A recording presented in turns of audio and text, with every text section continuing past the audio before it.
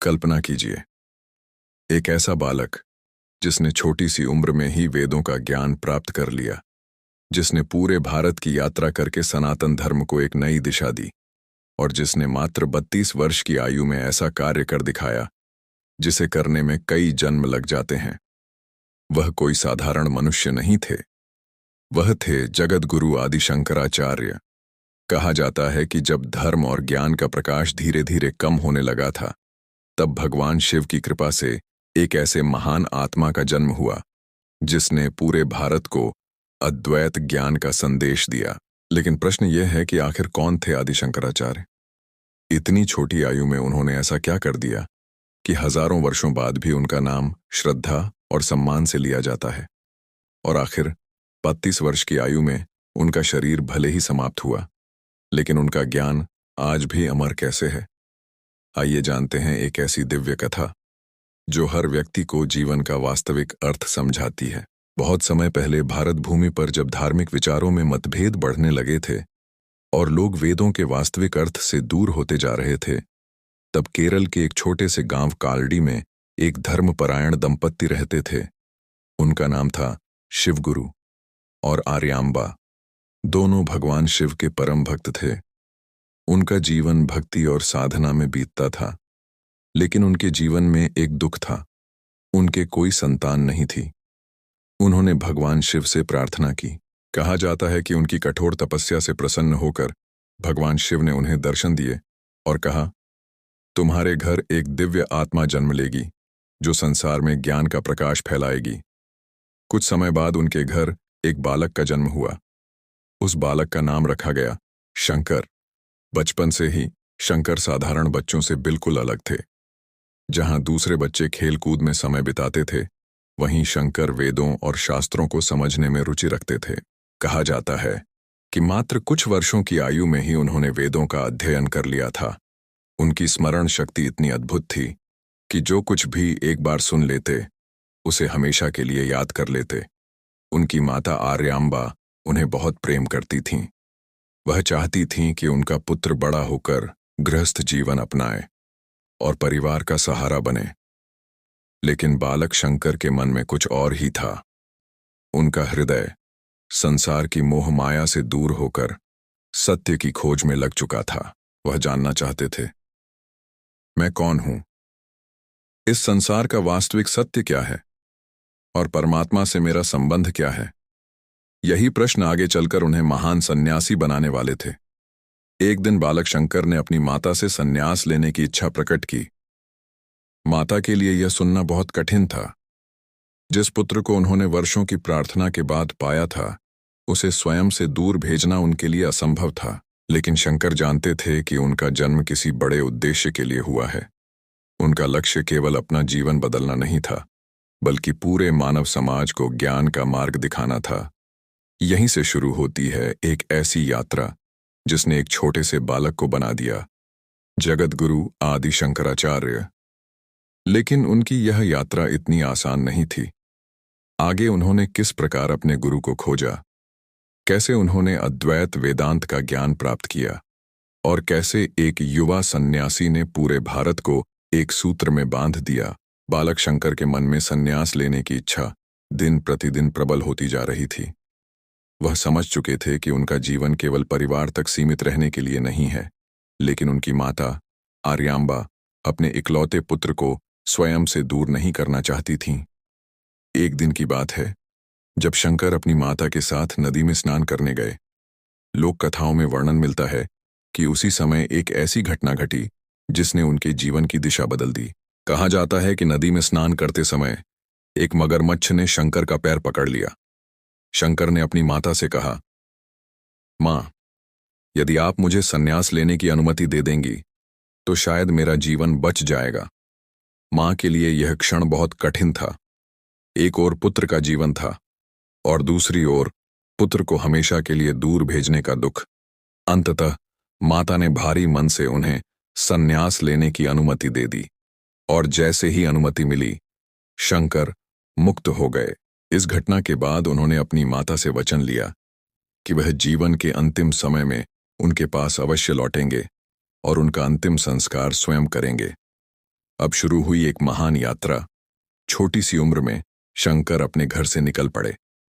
उनके मन में केवल एक ही उद्देश्य था, सच्चे ज्ञान की प्राप्ति। वह अपने गुरु की खोज में निकल पड़े। लंबी यात्रा करते हुए वह नर्मदा नदी के किनारे पहुंचे, जहां उनकी भेंट महान संत गोविंद भगवत्पाद से हुई। गोविंद भगवत्पाद ने जब बालक शंकर की प्रतिभा और ज्ञान को देखा तो वे समझ गए कि यह कोई साधारण बालक नहीं है। उन्होंने शंकर को अपना शिष्य स्वीकार किया और उन्हें वेदांत का गहरा ज्ञान प्रदान किया।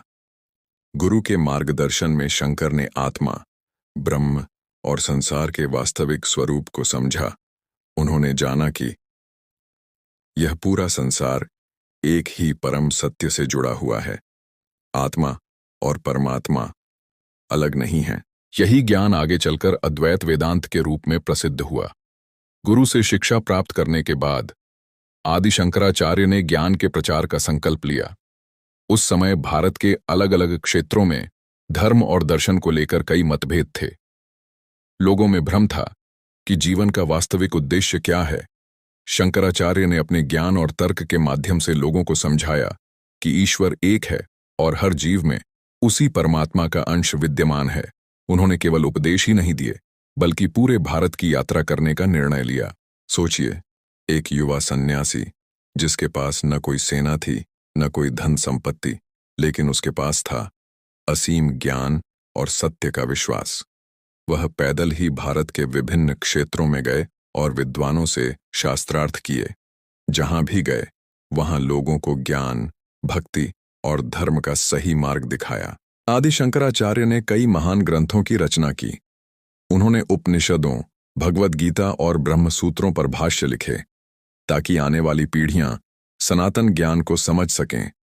उनकी वाणी में ऐसा प्रभाव था कि बड़े बड़े विद्वान भी उनके ज्ञान से प्रभावित हो जाते थे। लेकिन उनकी यात्रा अभी पूरी नहीं हुई थी। उन्हें पूरे भारत में धर्म और ज्ञान की एक मजबूत व्यवस्था स्थापित करनी थी।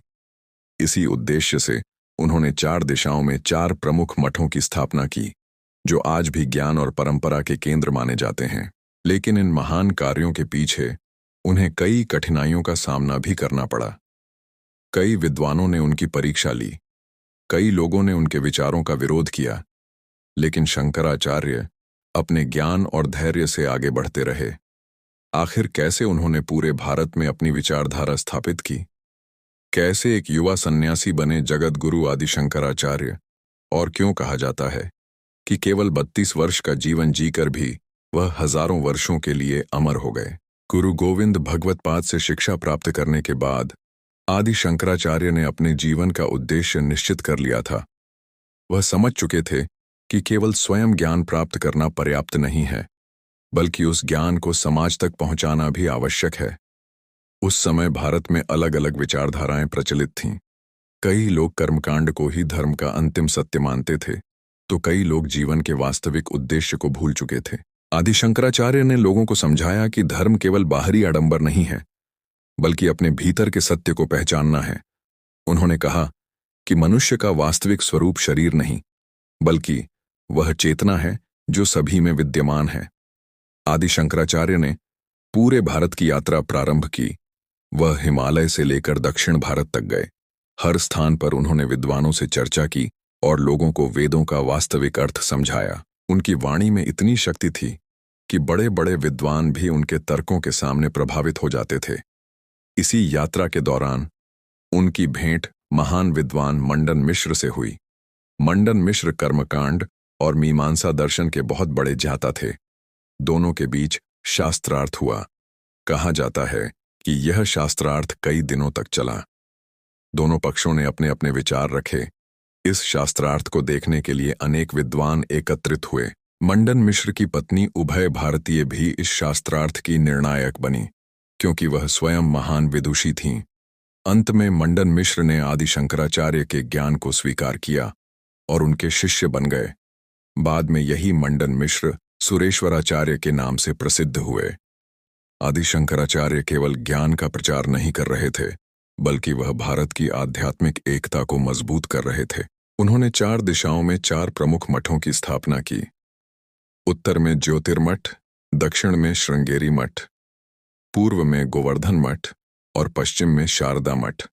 इन मठों का उद्देश्य था कि आने वाली पीढ़ियों तक आध्यात्मिक ज्ञान और सनातन परंपरा का संरक्षण होता रहे।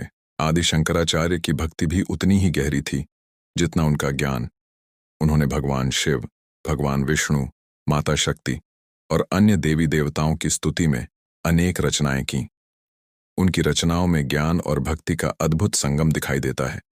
उनका संदेश था, ईश्वर को बाहर खोजने से पहले अपने भीतर पहचानो, क्योंकि परम सत्य हमारे अंदर ही विद्यमान है। लेकिन इतनी महान यात्रा के बीच भी आदि शंकराचार्य के जीवन में एक भावुक क्षण आया।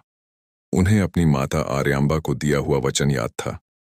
जब उन्हें पता चला कि उनकी माता अंतिम समय में है, तो वह तुरंत उनके पास लौट आए। उन्होंने अपनी माता की सेवा की और उन्हें भगवान का स्मरण कराया। माता के प्रति उनका प्रेम और कर्तव्य यह दिखाता है कि महान संत होने के साथ साथ वह एक आदर्श पुत्र भी थे। इतने कम समय में आदि शंकराचार्य ने वह कार्य कर दिखाया जिसे पूरा करने में कई युग लग सकते हैं।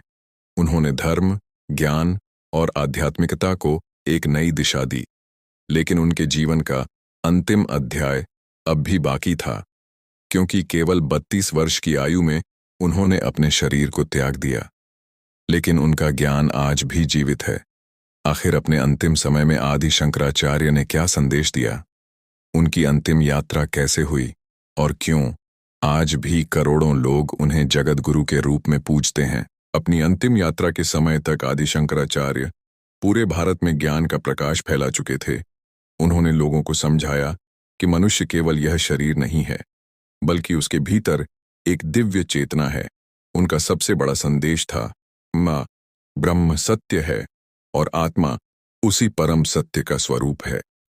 उन्होंने बताया कि अज्ञान के कारण मनुष्य स्वयं को संसार की सीमाओं में बांध लेता है, लेकिन जब उसे आत्मज्ञान प्राप्त होता है तब वह अपने वास्तविक स्वरूप को पहचान लेता है। कहा जाता है कि अपने जीवन के अंतिम समय में भी आदि शंकराचार्य ध्यान और साधना में लीन रहते थे। उन्होंने अपने शिष्यों को अंतिम समय तक ज्ञान का मार्ग दिखाया। उनके लिए जीवन का उद्देश्य केवल स्वयं मुक्ति प्राप्त करना नहीं था, बल्कि संसार के लोगों को भी सत्य और धर्म का मार्ग दिखाना था। उन्होंने अपने शिष्यों को यह संदेश दिया कि ज्ञान का प्रकाश कभी समाप्त नहीं होता। शरीर नश्वर है, लेकिन सत्य और ज्ञान हमेशा अमर रहते हैं। मात्र 32 वर्ष की आयु में आदि शंकराचार्य ने अपने शरीर का त्याग किया। इतना छोटा जीवन, लेकिन इतनी विशाल उपलब्धियां। उन्होंने वेदांत दर्शन को नई पहचान दी, 4 मठों की स्थापना की, अनेक ग्रंथों की रचना की और पूरे भारत को आध्यात्मिक एकता का संदेश दिया। उनका शरीर भले ही हमारे बीच नहीं रहा, लेकिन उनके विचार आज भी करोड़ों लोगों के जीवन को दिशा दे रहे हैं।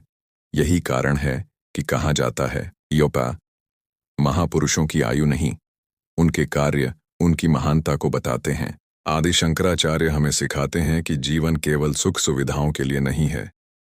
मनुष्य को अपने जीवन का उद्देश्य समझना चाहिए और सत्य, ज्ञान तथा धर्म के मार्ग पर चलना चाहिए। उन्होंने इतनी कम आयु में यह सिद्ध कर दिया कि अगर संकल्प मजबूत हो और ईश्वर पर विश्वास हो, तो एक व्यक्ति भी पूरे युग को बदल सकता है।